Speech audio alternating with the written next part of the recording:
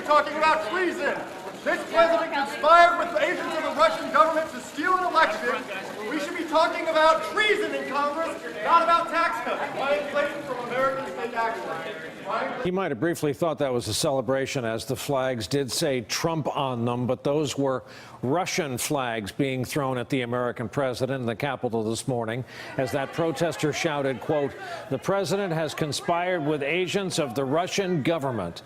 As the investigation into Russian interference in the election continues, the Washington Post reports, quote, "The Hillary Clinton campaign and the Democratic National Committee helped fund research that resulted in a now famous dossier containing allegations about Donald Trump's connections to Russia and possible coordination between his campaign and the Kremlin.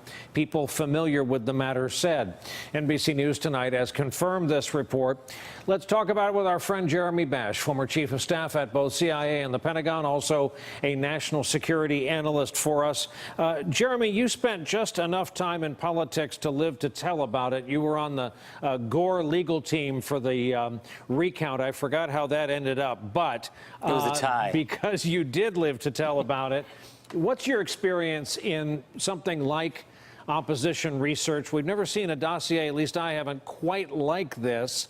But what do you make of this story? And I ask because Sarah Huckabee Sanders, already on Twitter, has said the real Russia scandal, question mark, Clinton campaign paid for the fake Russia dossier, then lied about it and covered it up. This may be a preview of something we may read on Twitter tomorrow morning.